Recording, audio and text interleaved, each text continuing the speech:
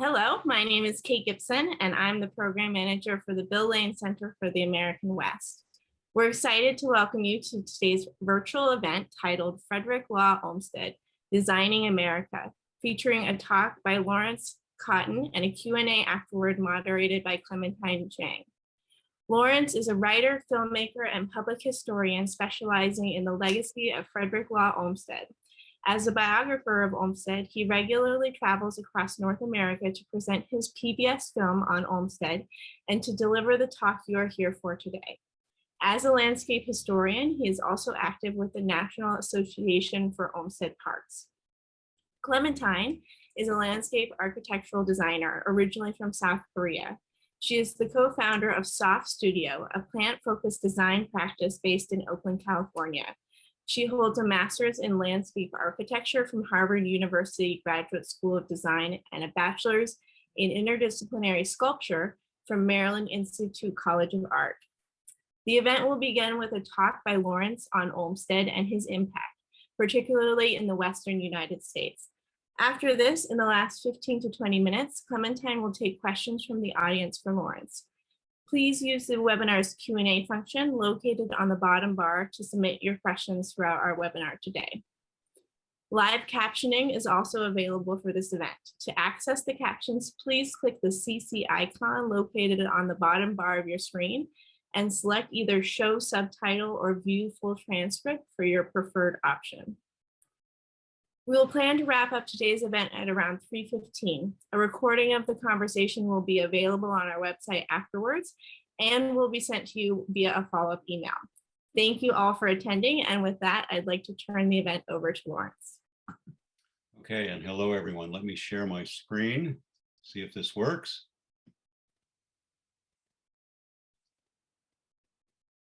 Let me go into, right. I hope everyone can see this fine. And thank you for the introduction. It's a pleasure to be here with all of you today. It's good to know that there are so many people with us today who are clearly interested in the name Olmsted. It's truly an honor to present to an audience gathered by the Bill Lane Center for the American West. And I want to extend my thanks to the staff who've made this virtual program possible, including Stephanie Burbank, Olivia Popp, and also Kate for the introduction. And I'm also honored to be joined today by Clementine Jang. Now, through the years, I've made just a couple of visits to the Stanford University campus, but it's been a considerable gap since I last was there, I have to tell you.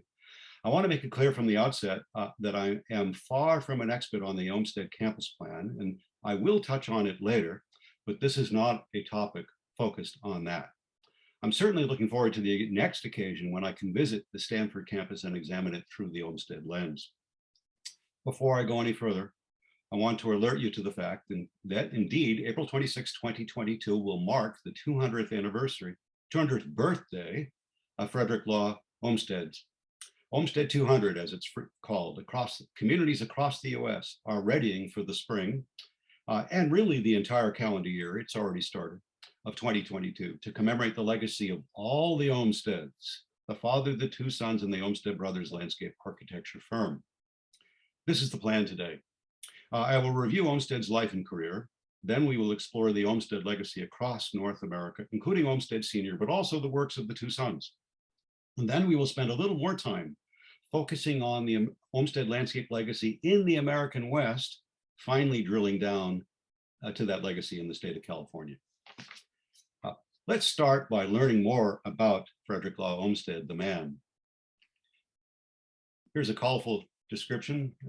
Here we go. Oh, sorry, folks. Here's a colorful description of the man by his friend George Templeton Strong, a well-known public figure and diarist of the day. Speaking about Olmsted, he is an extraordinary fellow. Talent and energy, the most rare. Absolute purity and disinterestedness. Prominent defects, a monomania for system and organization. He works like a dog all day and sits up nearly all night, doesn't go home to his family for 5 days together, works with steady, feverish intensity till 4 in the morning, sleeps on a sofa in his clothes and breakfasts on strong coffee and pickles, unquote. Well, I expect many of you like me might occasionally breakfast on strong coffee. I don't know about you, I'm not all that keen on having strong pickles at 7 in the morning. Well, here is Frederick himself reminiscing on his boyhood. I was very active, imaginative, inventive, impulsive, enterprising, trustful, and heedless, troublesome and mischievous boy. I was nominally the pupil of a topographical engineer, but really for the most part given over to a decently restrained vagabond life, generally pursued under the guise of an angler, a fowler, or a dabbler on the shallowest shores of the deep sea of the natural sciences, said Olmsted about his youth. Well, that mischievous boy turned vagabond certainly eventually made something of his life. I hope you come away from today's program with a more enhanced feel for this man and what made him tick. Central Park. Now we're going to have a little bit of a, okay, Central Park and Brooklyn's Prospect Park. Here's Longmeadow. Boston's Emerald Necklace. Here's the Emerald Necklace. The White City of the Chicago World's Fair. The park systems of Buffalo. Here's Delaware Park in Buffalo. In Louisville, here's Cherokee Park in Louisville. Legacy Parks in Chicago. Here's the Japanese Garden in Jackson Park, which is, by the way, a remnant of the World's Fair. And here is Belle Isle in Detroit. How about Atlanta? The Olmsted Linear Park in the Druid Hills neighborhood of Atlanta. The Biltmore Estate in Asheville, North Carolina. In Washington, D.C., the U.S. Capitol grounds. The green suburb of Riverside, Illinois. Mount Royal Park in Montreal. Let's get that. Here's Montreal, Mount Royal Park, and the Niagara Falls State Reservation. Those are just a handful of the more celebrated, masterful landscapes designed by Frederick Law Olmsted. It's interesting to me, though I have lived on the West Coast for some time now, I was raised in New England. I occasionally travel around the US presenting this program. When east of the Mississippi, audiences there think they own Olmsted, particularly New Yorkers, and I dare say also Bostonians and Buffalonians. But the Olmsted legacy does indeed spread across the continent. On the opinion pages of the LA Times, 2 columns appeared within a few weeks of one another in the fall of 2015. I was quite intrigued by this when they appeared. Well, let's go ahead to that. And this one was, it's titled, "The Great Park That San Francisco Needed But Rejected." That was in reference to the fact that with ongoing drought, San Francisco is having a very hard time irrigating and paying for the extreme water costs of keeping Golden Gate Park green, where the underlying soils apparently drain all too quickly. If only, this column argued, the city fathers of San Francisco had heeded Olmsted's recommendations for a somewhat more modest park in a very different location where there would have been different soil types better suited to native vegetation, San Francisco would not be in this current plight, drawing on limited water resources for its endless irrigation needs in beautiful Golden Gate Park. How about this column titled "Building a Livable Los Angeles"? This is a quote from a longer column in the LA Times. Quote, in 1930, with LA's population on the verge of exploding, the sons of Frederick Law Olmsted were commissioned to draw up a master plan for the Los Angeles basin. The brothers came back with an intensive study of the ecology of the Los Angeles watershed, including plans for park space, flood control, traffic abatement, recreation, and the city's overall sustainable ecological development. The report was praised for its vision, clarity, and beauty, and it was immediately shelved, unquote. More about that plan later, by the way, towards the end of this program. Perhaps some in our audience read this a few years ago in the New York Review of Books, an article titled "America's Green Giant" by scholar Martin Filler, including discussion of Olmsted Sr. By the way,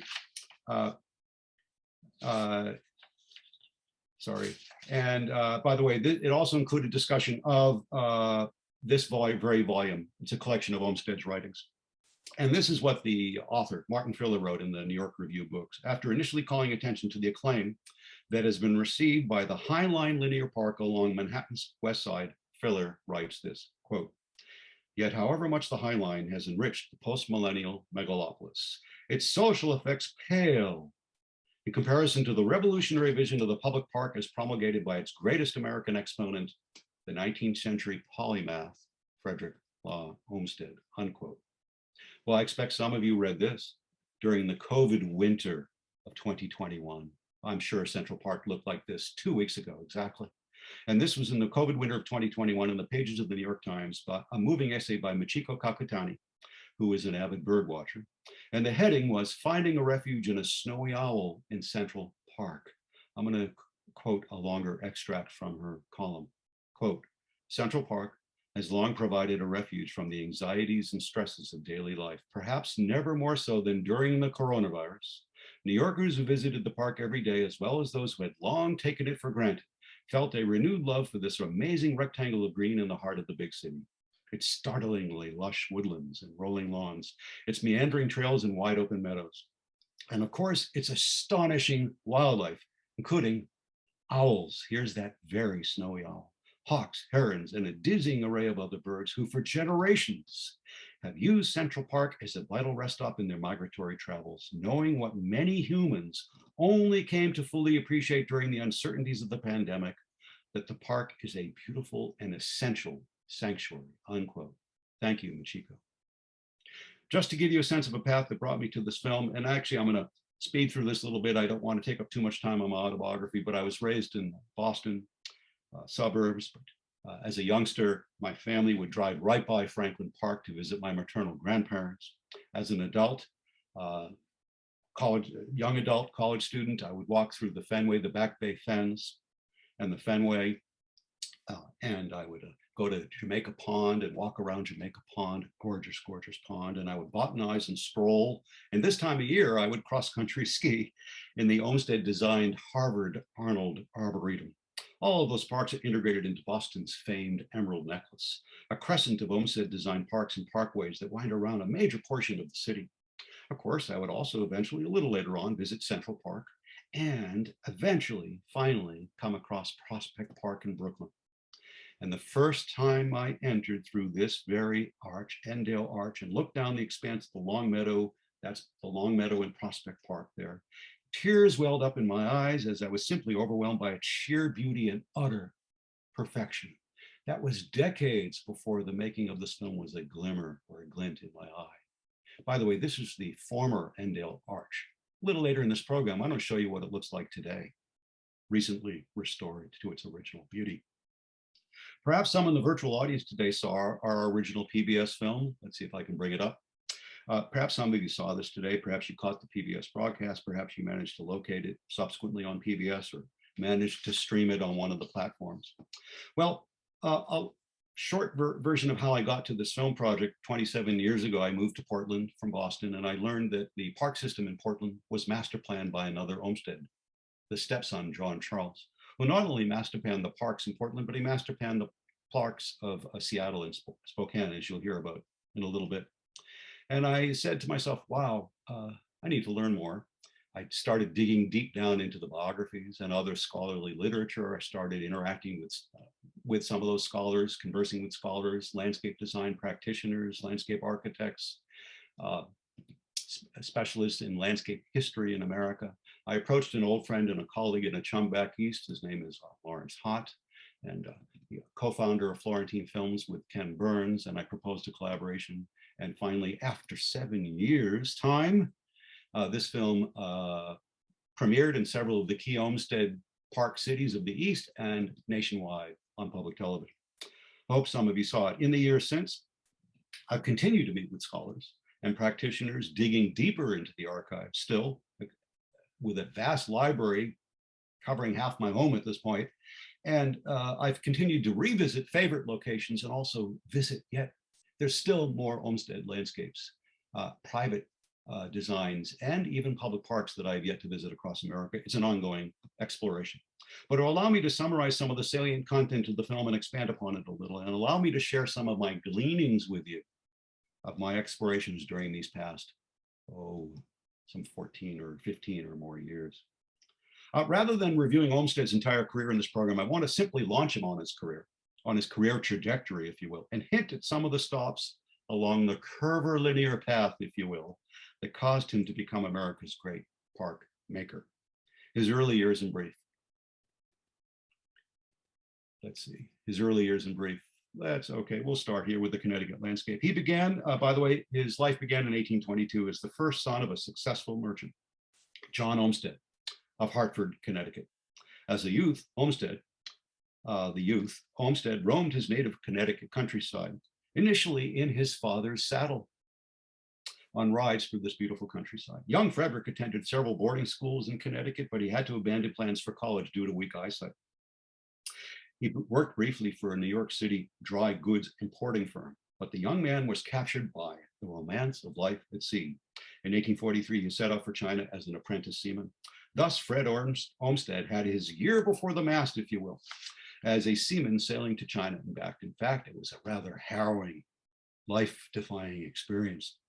Olmsted did attend lectures at Yale, by the way, including one on the subject of scientific agriculture, though John Hull, Olmsted, his younger brother, did manage to matriculate at Yale, not Fred. However, he did spend a great deal of time in the company of other Yaleys. Let's see if I can bring this picture up of the Yaleys. Here they are.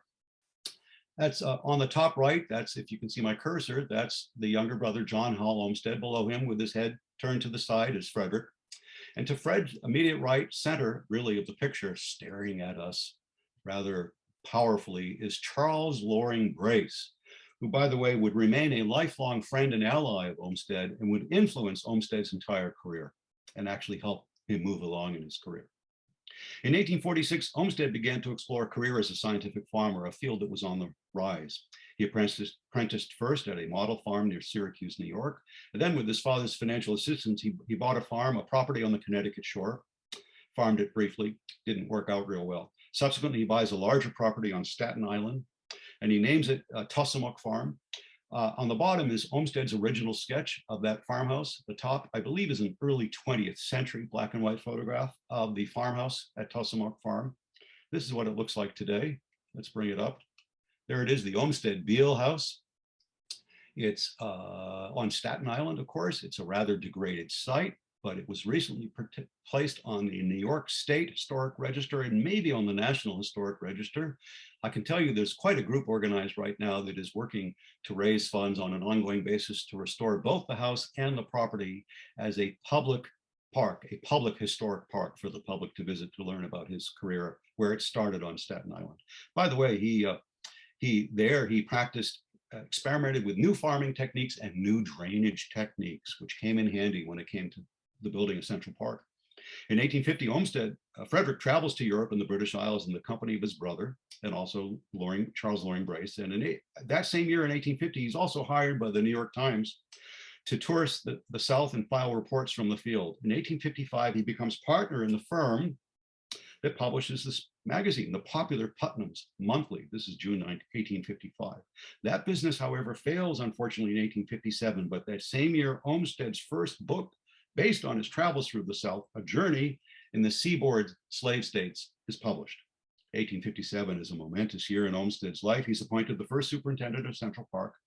And it is after that that he and English-born architect Calvert Vaux collaborate on the winning design for Central Park. It's the greensward design for Central Park. And with that success, Olmsted is appointed architect-in-chief for Central Park. Here he is as architect-in-chief, famously with his cape. And in 1859, he marries Mary Cleveland Perkins Olmsted, his brother's widow, formally adopts her children, raising them as his own. In 1861, he's appointed General Secretary of the U.S. Sanitary Commission, a Civil War era national medical relief effort, securing supplies for wounded soldiers. More about that in a few minutes, by the way. After resigning his appointment with the Sanitary Commission, Olmsted is appointed commissioner of the Yosemite and Mariposa mining estates. This is actually the primitive town of Mariposa in 1860 in the Sierra Nevada. He moves his entire family to the Sierra Nevada. There they are, right in the front. This is a family outing on horseback. Here's Olmsted. If you can see my cursor, and immediately to his left, your right, is Mary Olmsted, there in the Sierra Nevada on a little picnicking trip. There he manages a gold mine in a roughneck mining town that you saw a minute ago, and is appointed to the California State Commission and plays a leadership role in writing the first report proposing the permanent protection of Yosemite Valley. Here's a nice historic lithograph. And you know, you got to see at least one beautiful picture in the course of a program like this. And here is Yosemite. There it is in all its majesty. I'm going to return to that report later in this program too. Olmsted is reappointed landscape architect for Central Park with Calvert Vaux. He begins work on Prospect Park in Brooklyn. There's Vaux on the left, and there's their original plan for Prospect Park on the right. Subsequently, on Broadway in Manhattan, Olmsted and Vaux opened the first office of landscape architecture practice in the United States, and thus a unique career launches. Now, over the course of his life, Olmsted experienced considerable family tragedy, early deaths of mother, brother, and children, his own near death in a terrible carriage accident in Central Park that left him maimed for life, and was plagued by a nearly lifelong struggle with dark depression and a host of other physical ailments. Toward the end of his life, yet even then fighting infirmities and utter exhaustion, he was still designing the landscapes for the 1893 World Columbian Exposition in Chicago and the Biltmore Estate in Asheville, North Carolina. Here's a 1900 circa black and white photograph of the Biltmore Estate, and supervising the creation of these, his final masterpieces. Then, a few years of winding down, he tragically lost his mind. Olmsted passed away in 1903 at the McLean Asylum on the outskirts of Boston, interestingly enough, an institution the very grounds of which he had designed. What a story, what a life. Let's review certain aspects of that career, or perhaps I should say careers, plural. His manifold roles as scientific farmer, social reformer, capable administrator, writer, editor, and literary publisher, landscape designer, and master park builder. Frederick Law Olmsted Sr. was first and foremost a social reformer, and his career was central to the social reform movement of the US during the second half of the 19th century. He was a philosopher of democracy. He read widely and deeply and wrote thoughtfully about this subject and manifested it in his philosophy of park design and in his actual park creations. Among his many pronouncements about Central Park, he had this to say. This is Olmsted speaking. In Central Park, you will find all classes largely represented with a common purpose, each individual adding by his mere presence to the pleasure of all others, all helping to the greater happiness of each. You often see vast numbers of persons brought together closely together, poor and rich, young and old. That's Frederick about Central Park. As one of our commentators, historian Keith Morgan, said, Olmsted intensely believed in democracy and in the park as a site for the enactment of democracy. Though he strayed away from describing himself as such, he was indeed an artist. As is stated by historian Sarah Cedar Miller in our film, Central Park was arguably the most important piece of American art in the 19th century. Clearly, it was the most monumental in scale. Author and Olmsted expert Elizabeth Barlow Rogers had this to say about Central Park in our film, and this is what she had to say, quote, "It is a triumph of 19th century engineering, a symphonic sequence of beautiful spaces, a symphonic sequence of beautiful spaces. There's a musical element." And this is how I like to capture it. While I put this image up, let's give you, oh, okay, well, here's Central Park that we were just talking about. I'm finally having my slides catch up with me, and let's put this picture up. Many of you will know this image.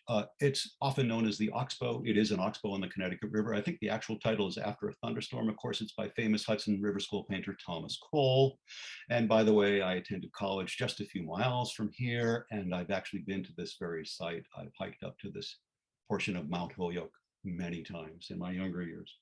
While we're looking at this, I want you to consider this. So what the Hudson River School painters were doing with pigment and brush in 2 dimensions on canvas, Olmsted, initially in his key collaborations with Calvert Vaux, they were drawing, painting, and sculpting the landscape of our great cities while working in 4 dimensions. What's the 4th dimension, ladies and gentlemen? Most of you can guess, time. In Olmsted's own words, quote, "I have all my life been considering distant effects and always sacrificing immediate success and applause to that of the future. And laying out Central Park, we determined to think of no results to be realized in less than 40 years. He didn't even think just 40 years ahead. You can read other pronouncements of his, and he was thinking hundreds of years ahead. That was his vision. Now, I don't have time to do a deep dive into landscape design theory or landscape history here today, but let me simply say that as a landscape designer, Olmsted clearly was influenced by those who came before him, practitioners of garden design and also deep thinkers in the realm of art, such as John Ruskin. In particular, though, I would mention the great English landscape designers, Capability Brown. Here are 2 books about these individuals, Capability Brown and Humphrey Repton. Now, we also have to give a nod indeed to this gentleman, Andrew Jackson Downing, who was so influential in mid-19th century America. I also want to offer this shorthand. Rather than describing it to you in words, I'm going to offer you this shorthand about the pastoral and the picturesque to contrast those elements in Olmsted landscape designs, particularly his masterworks at early masterworks, Central Park and Prospect Park. Think of the contrast between the sheep meadow, here's the sheep meadow again in Central Park, and the ramble. The sheep meadow and the ramble. There's your contrast between pastoral and picturesque. The same thing applied in all of his masterworks and those of his sons that followed him. As builder of Central Park, Olmsted successfully managed thousands of men in one of the largest construction projects to that point in time in America. During the Civil War, as director of the U.S. Sanitary Commission, by the way, the forerunner to the Red Cross, Olmsted perfected his management skills while heading up a huge supply medical relief and field hospital outfit, including, by the way, managing a veritable armada of hospital ships. This is a USSC hospital ship on the Mississippi. Olmsted reorganized the Army Medical Corps during this time, coordinated contributions and volunteers from local aid societies. In fact, the USSC was the nation's largest public health initiative up to that time. Sanitary fairs were held in the major cities of the North, raising funds for the Sanitary Commission. And many of that generation of women leaders nationwide in the North were involved. They were part of these, they were the leaders of these sanitary fairs. They were raising funds and they were nurses in the field. Here is one key leader, Catherine Prescott Wormley, and she and Frederick Law Olmsted worked closely together during this time. In fact, by the way, Olmsted was right there during the Civil War, attending to the wounded. In the aftermath of several of the bloodiest battles of the war, including Antietam. And by the way, here is a picture, speaking of which, here is a picture, if I can get to it, of a USSC hospital at the Battle of Gettysburg in 1863. As to his early writings, let's talk about the literary republic. Sorry, folks. Let's talk about the literary republic and his early writings. Early on, Olmsted published a travelogue and a reflective series of essays in the volume Walks and Talks of an American Farmer in England, the original on the left, a modern day version on the right. It was at that point, particularly while exploring the English countryside, that Olmsted was working out what overarching landscape design concepts he thought best to apply to American soil. And by doing so, to enhance the public park experience for everyone, not just the wealthy elite. In fact, Olmsted was particularly inspired by England's very first public park, Birkenhead Park, near Liverpool, just across the river from Liverpool, designed by Joseph Paxton, famous Birkenhead Park. And by the way, Olmsted liberally borrowed many of the design elements that he admired in Birkenhead Park, and he placed them right into his greensward design for Central Park. On another front, back to this literary republic, he was writer, editor, and publisher for a period of time. Olmsted's 3 volumes about his journeys in the South and the Plains and throughout the slave states and through frontier Texas, they had a lasting impact, and they're still in print. The later version of this work, reissued in a single volume, The Cotton Kingdom, is widely available. This is a classic issue, a public version of it with a wonderful introduction by Arthur Schlesinger Jr. You can buy a modern version of this very version of The Cotton Kingdom. It's widely available.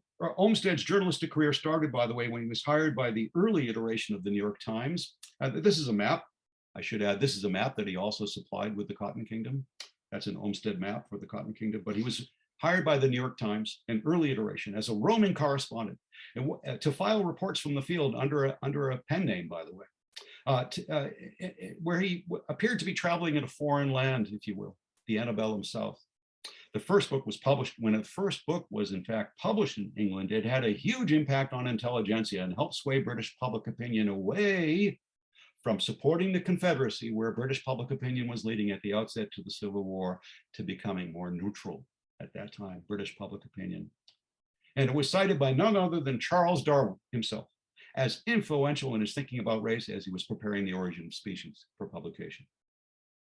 In addition to his stint as publisher and co-editor for Putnam's Monthly, Olmsted co-founded The Nation magazine. He co-founded and edited The Nation magazine in its early years, the longest consistently published publication of opinion in America, The Nation magazine. He co-founded it. During this brief time in his literary career, he befriended and published some of the most prominent writers and intellects of the day. Here's a few. I hope you'll recognize all of them.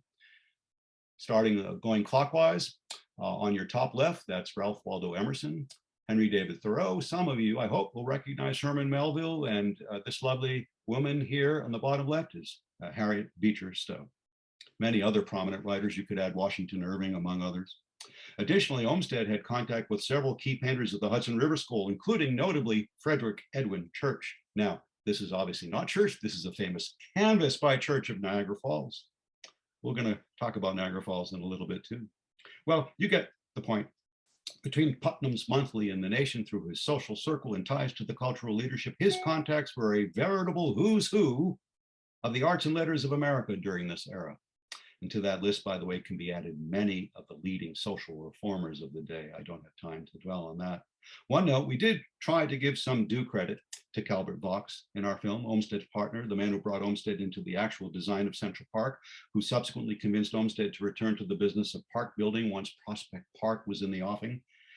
Poor Vaux, the sometimes neglected lesser-known partner, at least to the general public at this time, but a great architect in his own right, yet a man that time seems to have passed over. And I have to tell you, they did have somewhat of a contentious relationship, which we talk about in our film. It's important to understand the origins of the public park movement in North America. In the highly polluted cities of the 19th century, the trees, shrubs, and lawns and parks served as the lungs of the city, creating refuges of fresh air. Park advocates argued that parks provided refined imitations of nature, claiming that the exposure to them would improve people's character, regardless of their socioeconomic status. Architect and landscape designer Andrew Jackson Downing wrote this in 1848, quote, "Parks will be better preachers of temperance than temperance societies, better refiners of national manners than dancing schools, and better promoters of general good feeling than any lectures on the philosophy of happiness," unquote. Well, sentiments like that reflected the influence of the Romantics on the New World's attitudes towards nature. What had once been seen something separate from humans to be conquered and feared became something humans were a part of and that they could turn to for restoration. And Downing and Olmsted brought their experiences of touring European gardens back to the US, further emphasizing the beneficial relationship between humans and nature and democratizing public parks. Before Central Park was created, by the way, the principal place for urban New Yorkers to walk in nature were the paths of the Greenwood Cemetery. Here it is in Brooklyn. By the way, you could add to that Mount Auburn Cemetery in Cambridge, and there are other famous historic cemeteries, particularly back east at this time.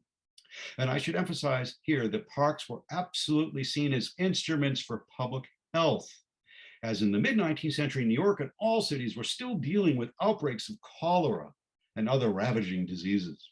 In fact, Frederick Law and Mary Olmsted lost their first child due to cholera. Though the epidemiology of such diseases was imperfectly understood at the time, indeed, Central Park served as the lungs of the city.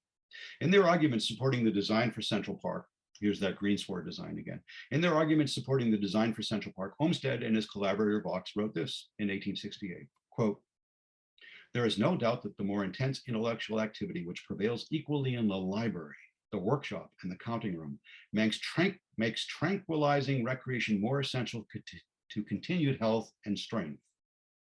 Civilized men are growing more and more subject to the insidious enemies to their health and happiness, and against these the remedy cannot be found in medicine or in athletic recreations, but only in sunlight, in such form of gentle exercise are calculated to equalize the circulation and relieve the brain," unquote.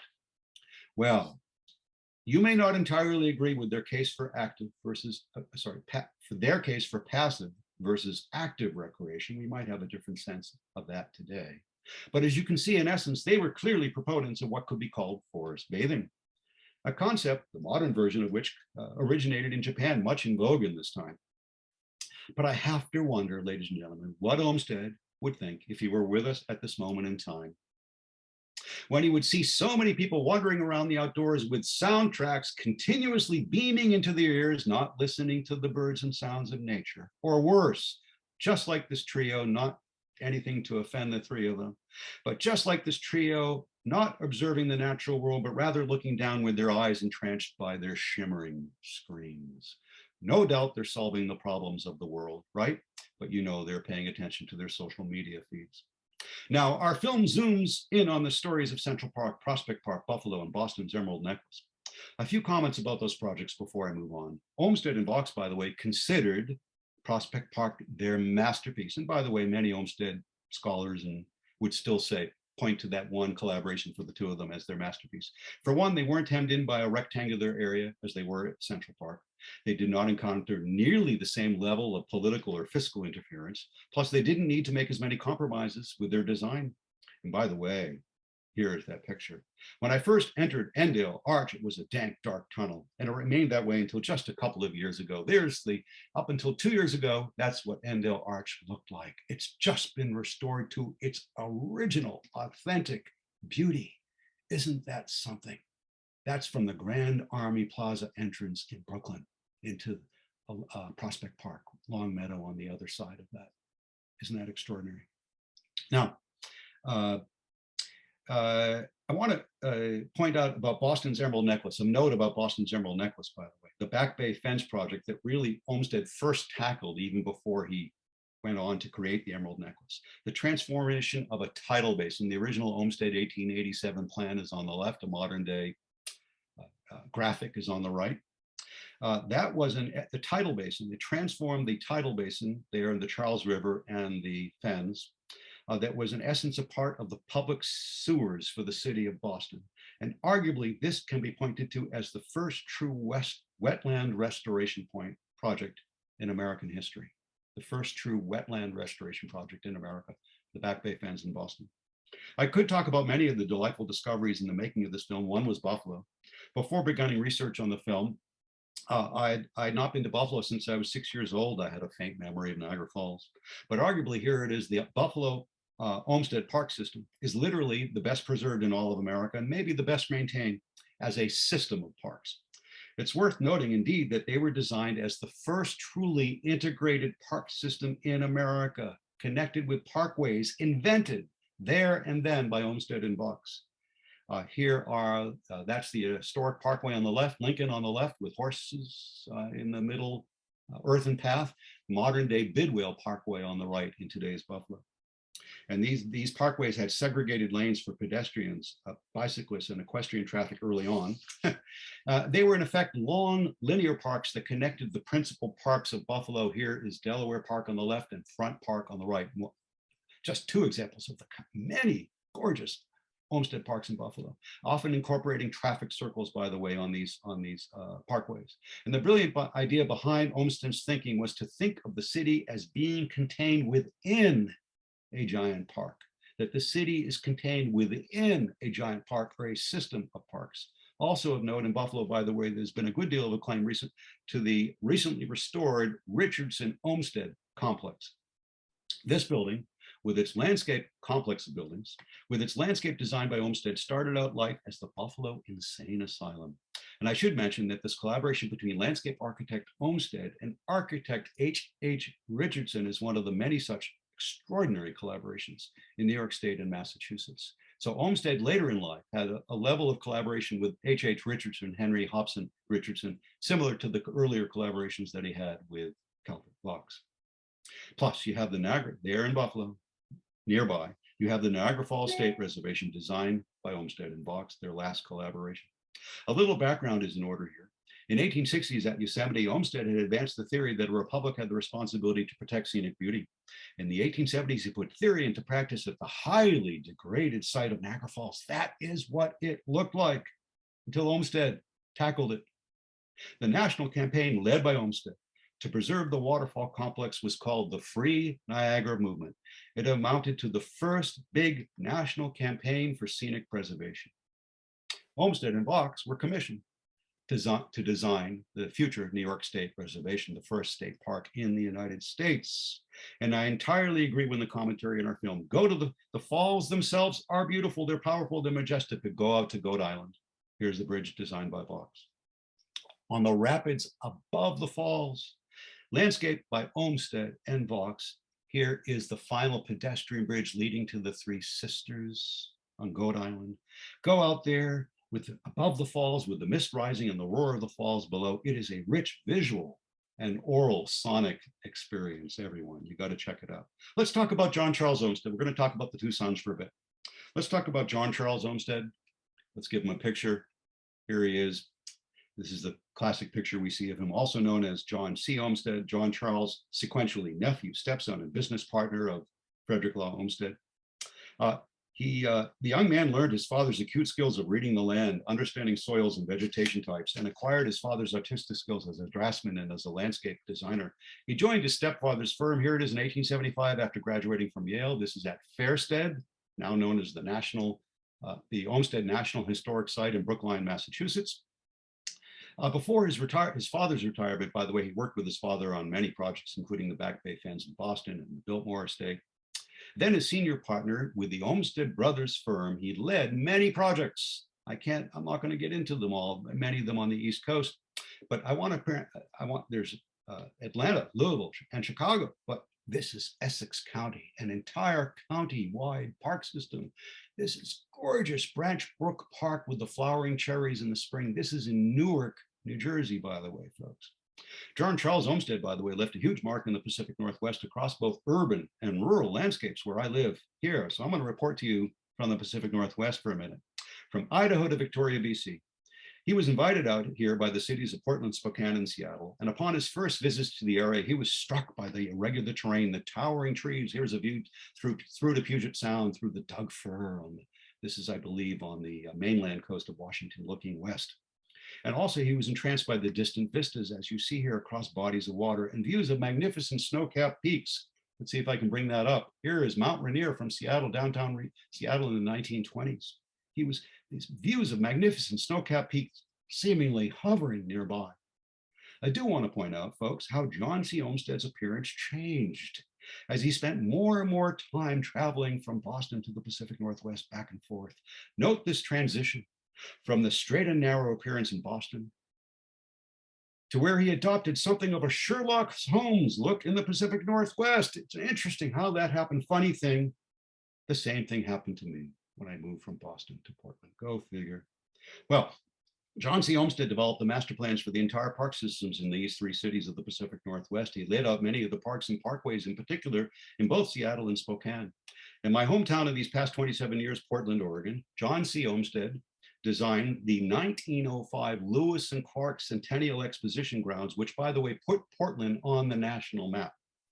He subsequently did the same thing in Seattle for the Alaska Yukon Pacific Exposition of 1909, by the way, typically referred to by Seattleites as the AYP.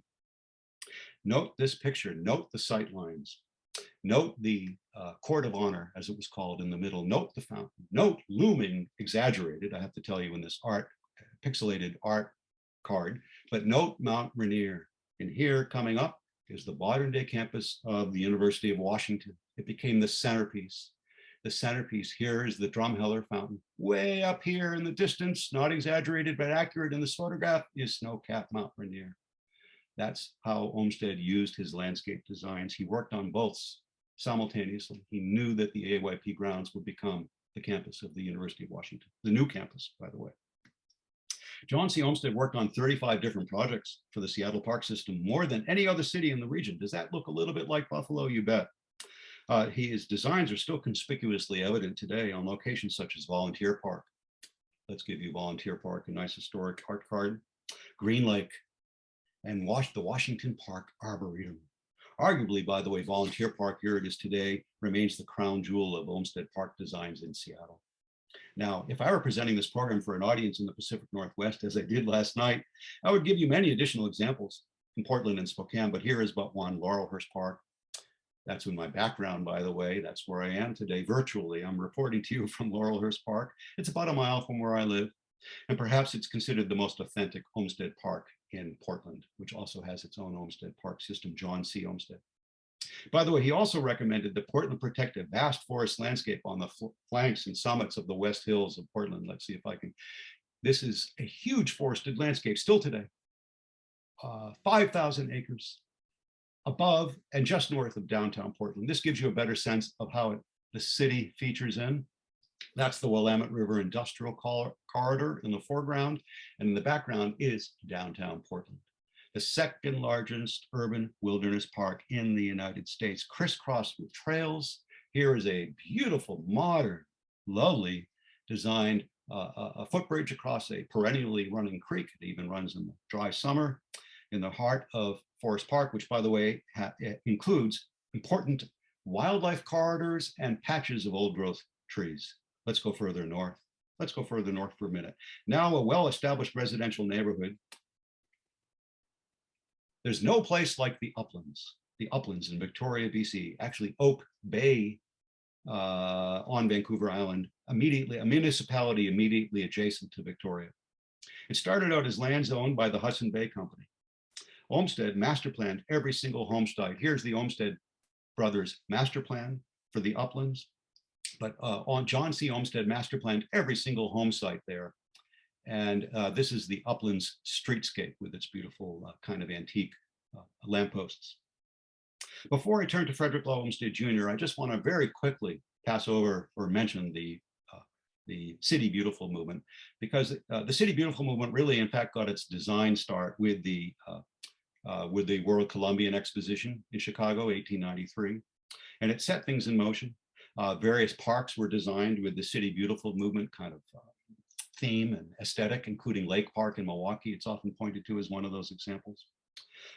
Olmsted Sr. really came up with some of the original concepts here, but it played out further in the World Columbian Exposition. And in particular, I want to point out this fellow, Daniel Burnham, the creator, the impresario, architect, impresario, creator of the World Columbian Exposition, who recruited all of those famous architects, famous for his expression, make no little plans. He did not think small. But the whole idea behind it was that public parks and landscape architecture combined with structural architecture, combined with thoughtful urban planning, could create a new kind of city environment. And it could also enhance the civic strength of a community, that a beautiful environment, if you will, living and recreational environment, could enhance the civic life of the community. And so what would become the City Beautiful movement got going with the Chicago World's Fair, the White City at the Chicago World's Fair, a beautiful, orderly, functional space that contrasted sharply with the many chaotic and disorderly urban areas at the time. Now, I have to say, I fully realize that the White City was a temporary stage set and a folly and a utopian fantasy, but it did set something significant in motion, including what would eventually become known as the Macmillan Plan for Washington, D.C. Speaking of that plan, let's turn to the senior's son, his namesake, Frederick Law Olmsted Jr. Here he is later in life, the younger brother who also was brought into the family practice. He left a considerable mark across America, from Southern California to Florida to Washington, D.C. He was born on Staten Island, New York, the son of Frederick Law Olmsted Sr. and Mary Cleveland Perkins Olmsted, the widow of Olmsted's brother. From his earliest years, young Olmsted, known as Rick, was aware of his father's fervent desire to have him carry on both the family name and the profession. From early on, his father insisted that the son become far better educated in botany and horticulture, as the father felt inadequate in that arena. In the waning years of his life, the father included his son in the culminating projects of his own career. So while a student still at Harvard, young Olmsted spent a summer working in Daniel Burnham's office as the World Columbian Exposition was being created, as it arose in Chicago. And after graduating from Harvard, he spent a year on site at Biltmore, working on that very place, the 100,000-acre estate being developed for George Vanderbilt in Asheville, North Carolina. Here is an overview of the estate. Here's an image of the garden. Let me see it. There it is. There's one image of the Biltmore Estate Gardens. He became a full partner, by the way, with his half-brother, John Charles, in the family business. Here it is, the family business. That's Fairstead, Frederick Law Olmsted National Historic Site, both the family home and the family practice, if you will. Both sons, by the way, John Charles and Frederick Law Olmsted Jr., played key roles in founding the ASLA, the American Society of Landscape Architecture. Jr. played a role in establishing and teaching, was a key teacher, mentor, professor at the first professional landscape architecture program in the nation at Harvard that our moderator, Clementine, is a graduate of, Harvard Graduate School of Design. Olmsted Jr. emerged on the national scene in 1901 when he was appointed to the Commission of Fine Arts for the District of Columbia, known as the Macmillan Commission. Here's the plan. charged with interpreting for the 20th century Charles Pierre L'Enfant's vision of the nation's capital.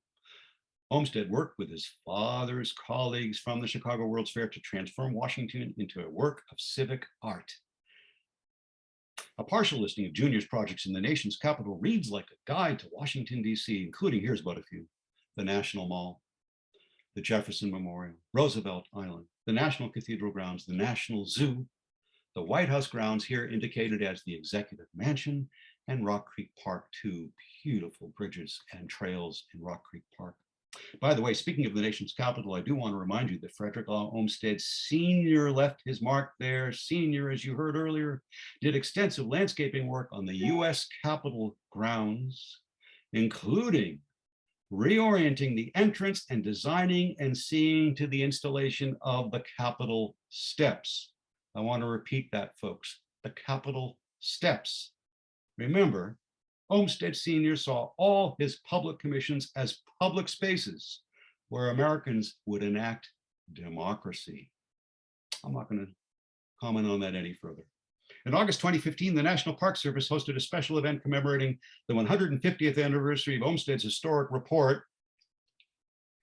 Sorry, there we are. Here it is, the historic report, the 150th anniversary of this report, Yosemite and the Mariposa Grove of Big Trees. That report is largely credited with providing the basis for the creation of Yosemite National Park.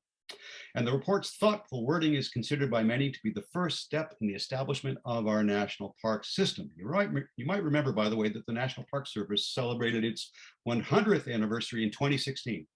In fact, Frederick Law Olmsted Jr. played a key role in writing the Organic Act of 1916. He wrote the language for the Organic Act of 1916, the founding legislation for the U.S. National Park Service, like father, like son. For 30 years, Rick advised the National Park Service on the issues of management and conservation of scenic resources. He left his mark on national parks from coast to coast, basically master planning approach roads and trails and visitor centers and landscapes surrounding all of the above. He left his mark on national parks from coast to coast, including Maine's Acadia National Park, the Everglades National Park, Great Smoky Mountains National Park, and Yosemite National Park, where he made improvements in the Yosemite Valley. Let's swing back to the East Coast, take a quick look at some of Junior's other works there, including residential communities. Then we're going to finally come to the West Coast.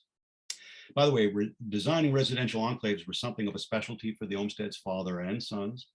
First, there was the early residential design by the father. Famously, Riverside, Illinois, the village of Riverside, Illinois, established in 1869.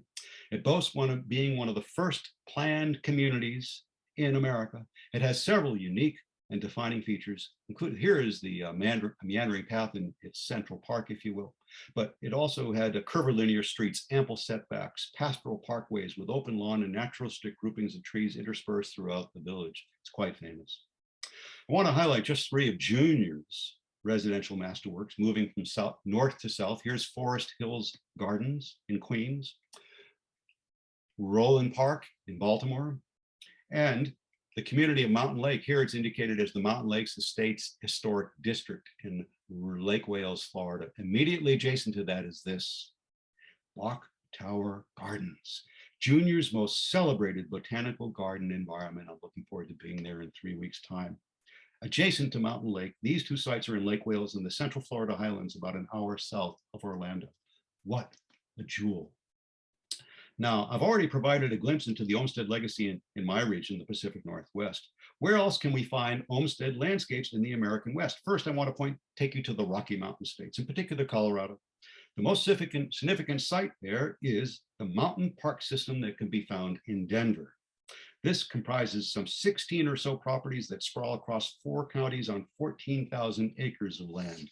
The Olmsted brothers, under the leadership of Junior, were brought in initially in 1912 to master plan the entire Denver mountain park system, a regional park system and series of connecting parkways. Here we go again, that no surprise is hugely popular and heavily utilized to this day. The first and largest of these parks is Genesee Park. It's still there, by the way, the Chief Hosa Lodge. This is an historic photograph, but it's still there in Genesee, the first and largest of these parks. And I believe you can still find a herd of buffalo resident at Genesee Park to this day, unless I'm mistaken. Perhaps some of you have heard of the Red Rock Amphitheater for large musical concerts on the outskirts of Denver. That's in Red Rocks Park, part of the Denver Mountain Park system, nestled into the Rocky Slopes. Additionally, beginning in 1907, not too far from Denver, the Olmsted brothers were contracted by the Boulder City Improvement Association to produce some city plans. Here is the Olmsted city plan for the improvements for the city of Boulder. Plans that continue to guide the development and growth of the burgeoning city of Boulder, Colorado. There's a view with the front of the Rocky Mountains just to the west, and here is downtown Boulder today. Now, what about the Olmsted legacy in the state of California, you're wondering? We're finally there, folks. Right near where Clementine lives in Oakland, Frederick Law Olmsted Sr. completed a design for the Mountain View Cemetery. Let's get to the image I want. I'm sorry, here is an early image of Mountain View Cemetery in 1863. Construction began that year in Oakland. The cemetery today still very much reflects the original Olmsted design landscape. Here's the Piedmont Funeral Home today. Here you too can visit some of the most famous individuals in the entire history of California who are interred at Mountain View Cemetery. And here are characteristic contemporary images of that beautiful landscape that you can stroll through as if it's a public park, although it is a private cemetery. Now, just north of Oakland in Berkeley, in 1865, the trustees of the future University of California, remember, once upon a time, there was only one University of California. They asked Frederick Law Olmsted to develop a preliminary master plan. And here it is. That's it. That's what he did. Preliminary campus plan. Olmsted worked on that plan, presented it in 1866. Unfortunately, the original plan, this is a facsimile of it, was lost. But his report really addressed the larger issue of how to place the university in the context of its environment, nestled beneath the hills of East Bay. So the campus, as we know it today, really nominally, if at all, reflects any of Olmsted's original notion. But we will give you at least one picture. Here it is, the UC Berkeley campus today. And in the fall of 1886, I beg your pardon, Frederick Law Olmsted arrived in Palo Alto to begin planning a university campus. Although Leland Stanford had commissioned Olmsted to create the design, the relationship would be one of creative compromise from start to finish. From selecting the site to determining the orientation of the main quadrangle, I'm just going to be sharing some characteristic images. Here is the chapel, of course. But from the start to the finish, Stanford was involved in every major decision, and the result of their collaborative and at times very tense partnership, yet was a campus master plan of considerable ambition and architectural brilliance. Here's another characteristic image that some of you will recognize. And the Olmsted Stanford design is distinctive for its monumental scale. Here's the Hoover Tower. Its monumental scale and the use of sight lines that extend through the campus. In its long history as the university has built and modernized, it has sought to honor the principal design elements established in Olmsted's 1888 master plan. In 1863, Frederick Law Olmsted Sr., when he was out there in the West, he imagined, he looked up into the hills east of Berkeley, and he imagined a park up there, the hills above the cities of Berkeley and Oakland. 7 decades later, in 1930, the Olmsted brothers drew up a plan, proposed park reservations for East Bay cities was their plan. Their scheme would grow far beyond anything any Olmsted had ever imagined. Here is the original park. Still, you can go there today, the Charles Tilden Regional Park. But now it is a sprawling collection. Here's Franklin Ridge, Round Valley, Redwood Park, all in the East Bay Regional Park District. It is now a sprawling collection of regional parks known as the East Bay Regional Park District, a far-flung system of 65 parks. The California State Legislature had established a state park commission in 1927 to plan and develop a state park system. The commission hired Olmsted Jr. in 1928 to conduct a survey identifying lands for the California State Park System. The final survey identified 125 potential parks, which eventually was built out. And in the process, Olmsted created a master plan for saving the remaining 5% of California's remaining redwoods. Here they are in the Santa Cruz Mountains, and the vast lands of today's Anza Borrego Desert. Here it is, the Anza Borrego Desert in bloom, and other important California landscapes that Olmsted Jr. wrote into the plan for the California State Park System to protect in perpetuity. We're coming to a close, folks. In 1913, a group of investors purchased 25,000 acres On the Palos Verdes Peninsula, situated along the southern border of LA County, he hired the Olmsted brothers to develop the expansive coastal landscape. James Frederick Dawson served as the project lead along with Frederick Law Olmsted Jr. Here he was with his wife, Sarah Hall Sharples, in Southern California at this time. And he developed a master plan for Palos Verdes. Palos Verdes was one of the Olmsted brothers' largest and most complex projects. With input from scientists, engineers, and horticulturalists, was required to transform this site from rugged, hilly lime shale terrain to 16,000 acres suitable for luxury homes, a country club, resorts, golf courses, and parkland, all with sweeping views and vistas to the rocky coast and the Pacific Ocean. There it is. There's Palos Verdes today. In 1930, two of America's most prominent landscaping and planning firms, the Olmsted Brothers and Bartholomew and Associates, submitted a report to the LA Chamber of Commerce that would have radically changed the city as we know it today. The report about the parks, playgrounds, and beaches in the LA region, that's the title of the report, here's the map from the report, was met with great enthusiasm, but in essence, it was buried and never acted upon for political reasons. However, that full plan is now available in a book titled Eden by Design, which I commend to you if you're interested, with an introduction by two Southern California scholars, Greg Hayes at USC and Bill Deverell at Caltech. By the way, a few years ago when I was visiting LA and exploring this very topic, I met up with an organization and they gave me a wonderful tour, an organization called Amigos de los Rios. Their staff and volunteers are focused like laser beams, trying to bring the Olmsted Bartholomew plan into the 21st century by regreening LA and the entire Los Angeles basin from forest to ocean, creating a new emerald necklace for Los Angeles. I'm bringing this program to a close. A few additional comments. During the past couple of years of COVID quarantine, social distancing, public parks have been a lifesaver for so many of us seeking fresh air, exercise, physical and psychological health, and doing so safely. Frederick Law Olmsted now appears so entirely prescient. As for one, he emphasized public health, mental health, and taking it further, even the spiritual health benefits of public parks. And not for everyone in a democracy. Though Olmsted did not utilize terms so common in our vocabulary today, such as equity and access. However, if one reads his writings, you could argue that he cared deeply about all of those issues. As we commemorate Olmsted Sr.'s birthday and the Olmsted landscape design legacy during 2022, we also highlight the ever more crucial role that the public park experience plays in our lives. Needless to say, COVID and social and environmental justice movements have only greatly underlined that very fact and the urgent need to provide more green space and to distribute it equitably and make all such spaces accessible and inviting to all. In fact, it isn't too much of a stretch to say that Frederick Law Olmsted, that was indeed Frederick Law Olmsted's agenda from the very start. I do pray for all of our sakes that within a year, if not before then, we will have this pandemic episode behind us in our rearview mirrors. Then maybe in 2023, if not before then, we will all feel more comfortable traveling freely about this beautiful land.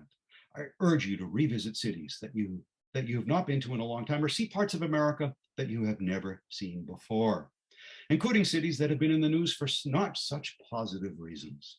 And some of our so-called Rust Belt cities. I urge you to visit Louisville. There's Cherokee Park in Louisville. Maybe go to Detroit, Belle Isle in Detroit. And in Buffalo, while in Buffalo, take a side trip to Goat Island above Niagara Falls and see the waterfall complex again with fresh eyes. I want to leave you with these thoughts. Here is what landscape architect Faye Harwell had to say about reflecting upon her childhood experiences in Central Park. Faye Harwell here. Sometimes we don't even know that we've been experiencing an Olmsted Park. If you think of those tiny little experiences multiplied over all those thousands of parks, this is really a huge, huge impact on human experience in America. Perhaps we will let Daniel Burnham, the driving force for the World Columbian Exposition, close out this program. When the World Fair was about to open in 1893, at a dinner for all the artists and architects gathered to laud Burnham for his achievements, Burnham himself pivoted and said this about his collaborator. And I'm going to leave you with this famous portrait of Olmsted by John Singer Sargent that hangs prominently in the walls at the Biltmore estate.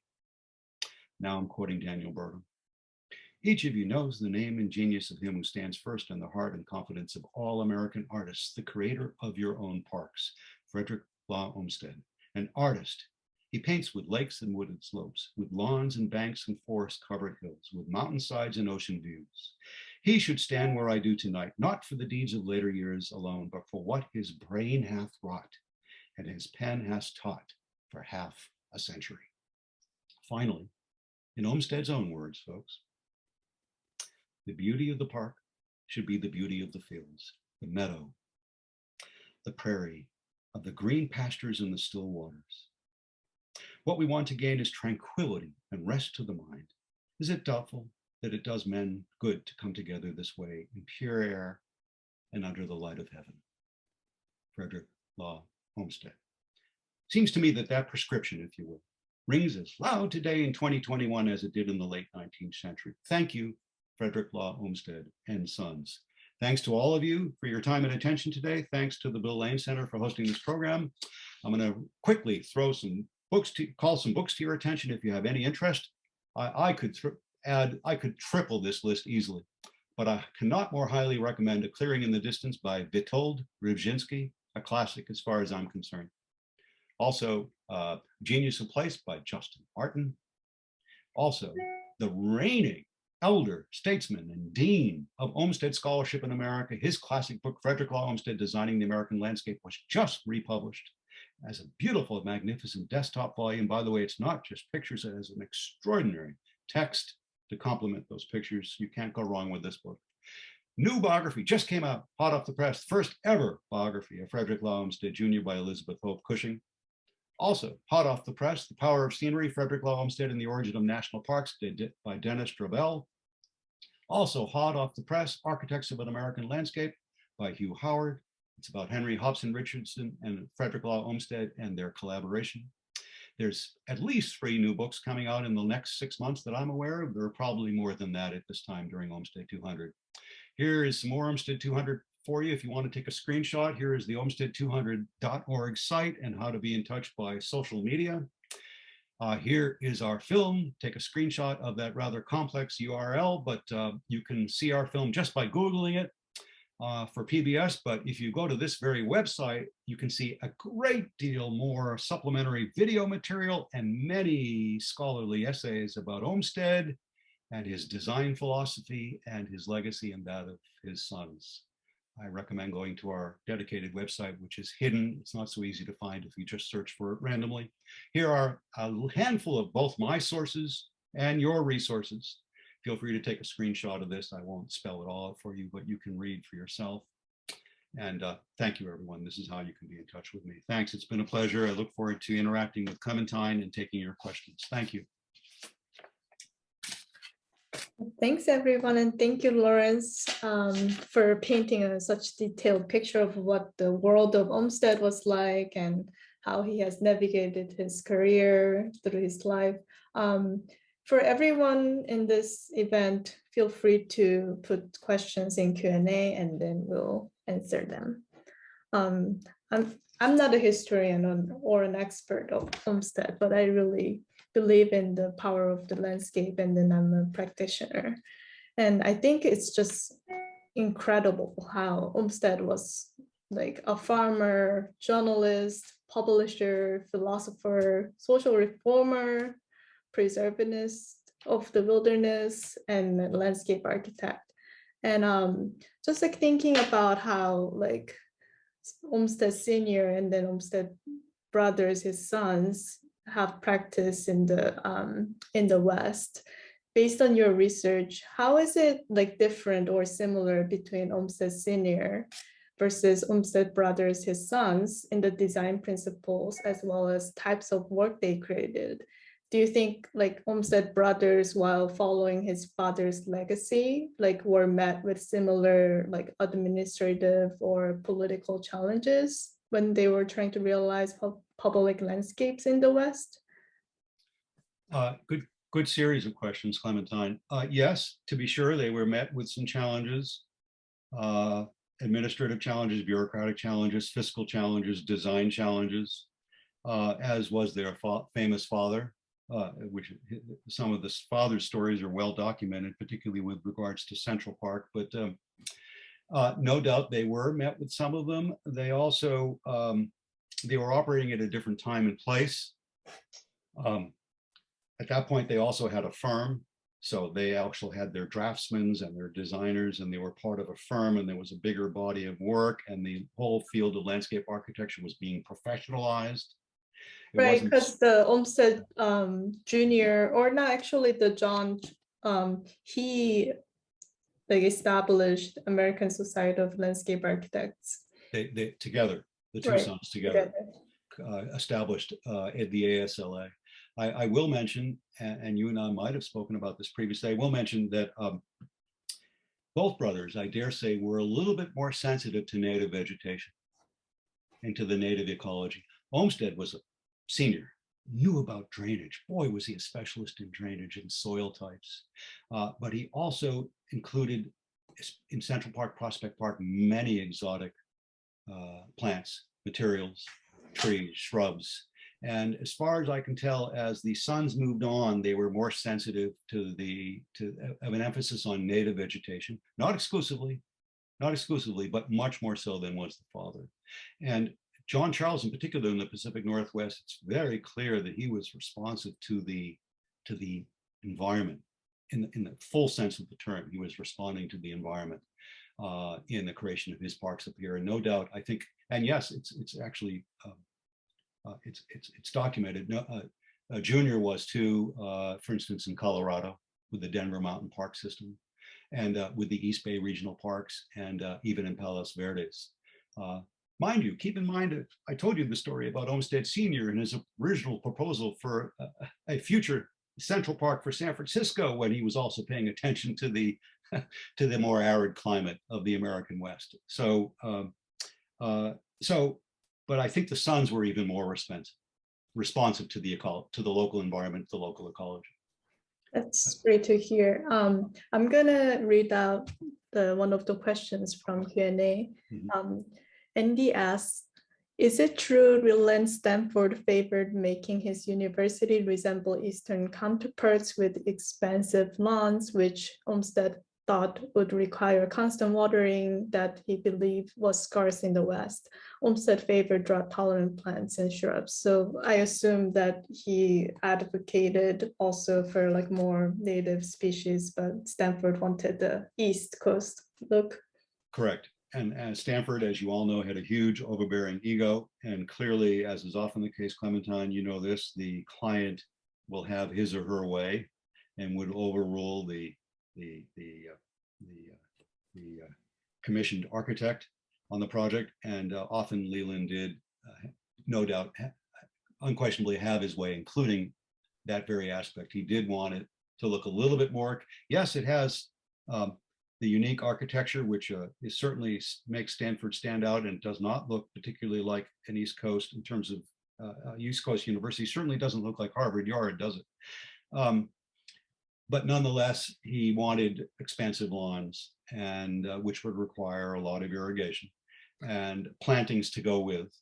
And Olmsted was aware that it wasn't a more arid landscape, and he had proposed otherwise. But Leland won out in many aspects of the final master plan. But the sight lines, and I know the contemporary landscape architect on staff at Stanford is paying attention to this, as their colleagues are.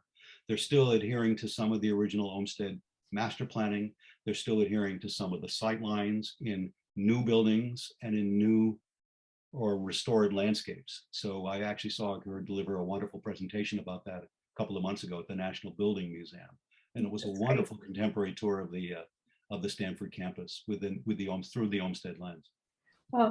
Okay, so one other question is that one of the attendees asked, I'm curious about how Olmsted experiences as a journalist and an editor in the antebellum South it influenced his future work as a landscape architect. Actually, yeah, this was one of the questions I also kind of like thought about. And then as a practitioner, I struggle with my research, how to live by my values.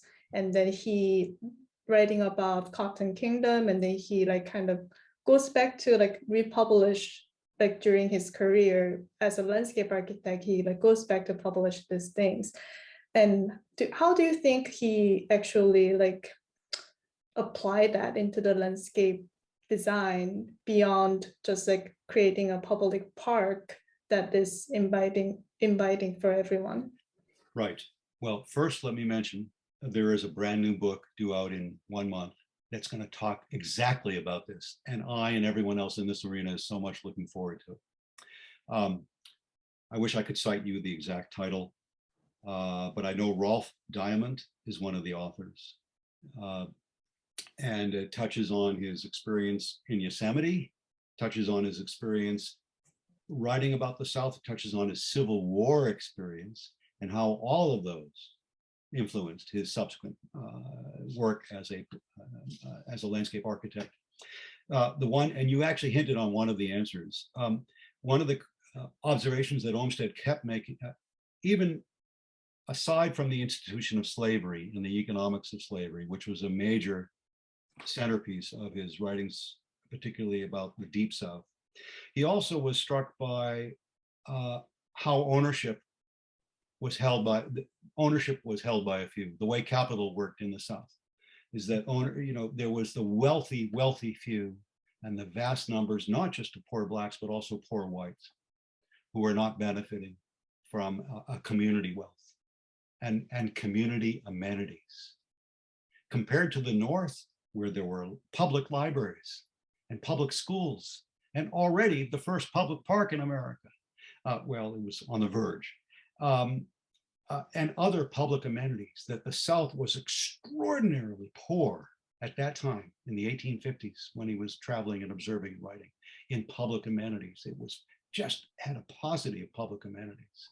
And that, I think, helped very much drive his impetus to get these public parks built in as many cities as he could, including the South, including Louisville, including Atlanta, including Birmingham, where I will be in 3 days, which has an extensive Olmsted park system. By the way, it's the brothers, not the father. But eventually, and you heard there's Olmsted parks in Florida, including, by the way, Memorial Park designed by Senior in Jacksonville, Florida, unless I'm mistaken. So the public, really, you could say that the public park movement in his head partly grew out of his observations of the lack of public amenities in the American South in the build up to the Civil War.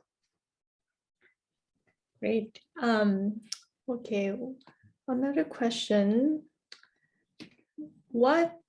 Okay, Elizabeth asked, would you venture to suggest current landscape architects who emulate and implement Olmsted principles in design?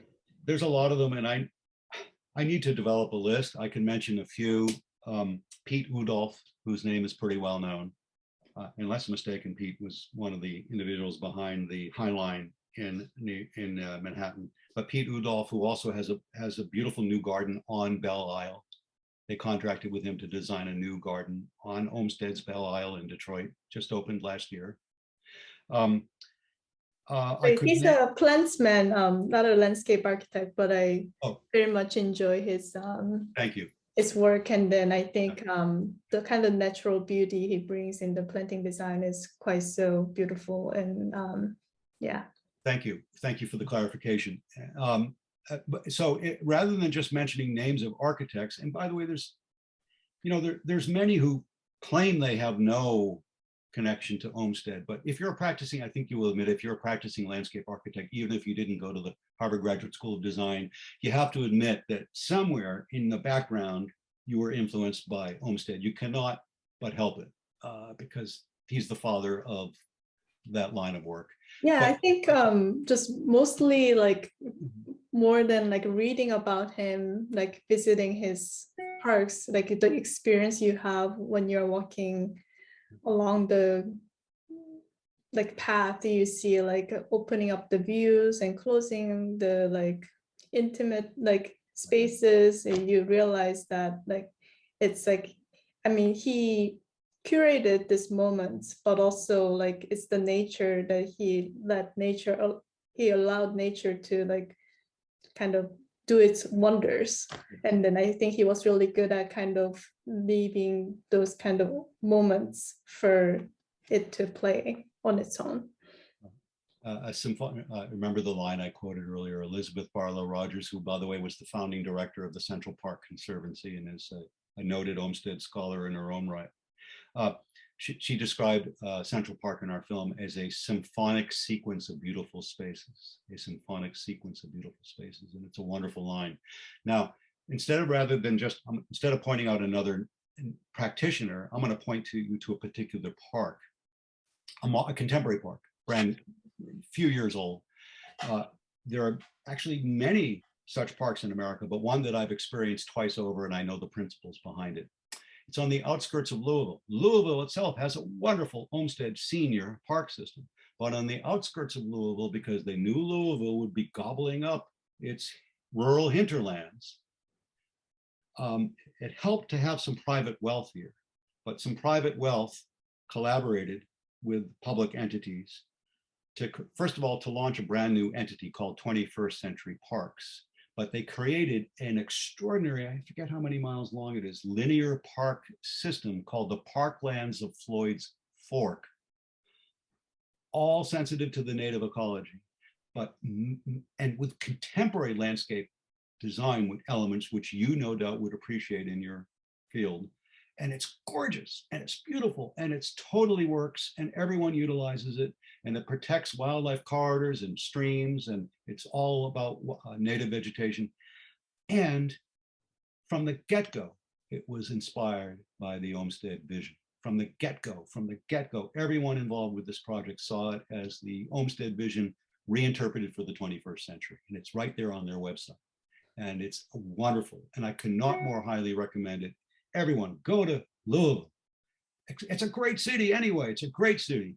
And experience the original Olmsted parks. Take a drive to the outskirts and explore. Take a half day to walk and bike and drive around and canoe paddle, kayak paddle in the Parklands of Floyd's Fork. Stunning. And I think it's a Olmsted Park for the 21st century. That's amazing. Yeah, I would love to visit. Do they also have kind of homeless encampment problem in the parks? Because one of the questions that we have here is like, what are contributions Olmsted and his sons and colleagues have made is like so wonderful. And did Olmsted had any views on homeless encampment in public parks? I think it's such a like kind of charged like moments like where I live in Oakland, where public parks often faces this challenge of like, how do you deal with that? And do you think Olmsted has some views on that? I don't have any information that tells me that he had views. That you were talking about Olmsted Senior, of course, the questioner. I don't have any information that tells me if he had views on that particular topic. It was a very different scenario back then. But his whole idea behind Central Park, by the way, he was the wealthy had access to Greenwood Cemetery. It really was the upper middle class. He wanted to make sure that the burgeoning immigrant neighborhoods of late 19th century New York, mid to late 19th century New York, in the far, northern precincts of Manhattan, would have access to the lungs of the city, because they didn't have access to it where they were in the Bowery. Now, it might have been a little bit of a transportation challenge for them to get to Central Park, I will admit, back then. But the whole idea behind it was that the working class would have a beautiful, vast public park that they could recreate in, enjoy, and breathe the fresh, clean air, because it was a dirty, disease-ridden place back then where they lived. But as to the homeless, it's complicated to try to address the contemporary situation that all urban cities in America, including, I have to tell you, in the worst way imaginable, where I live in Portland, Oregon. You don't want to get me going on that. But I have to tell you, it is illegal to camp in public parks in Portland. It's illegal to camp in public parks in Seattle and San Francisco, as far as I know. That doesn't, however, mean that they're not camped out on sidewalks immediately adjacent, or in open lots, undeveloped lots immediately adjacent to such park sites. But let's not dwell on that topic today. That's another whole program. Great. Yeah, I think surely so anyone is like welcome to enjoy, whether homeless people or not. And I think it's just a matter of like the social structure to kind of support these people to be able to find a safe, good place to stay and Abs- park. Um, Yeah. okay, this is around 3:26 now, and I think we should wrap up and say bye. And thank you so much for joining and this opportunity. Yeah. And I want to thank the audience for your tolerance in putting up with a rather verbose presentation. But as you can see, this is an extraordinary topic, this Olmsted 200 year, and it's worth delving into in some detail. And thank you for giving me some of your time today to expound on this topic. It's been a pleasure to join all of you, and thank you everyone at the Bill Lane Center for organizing and hosting.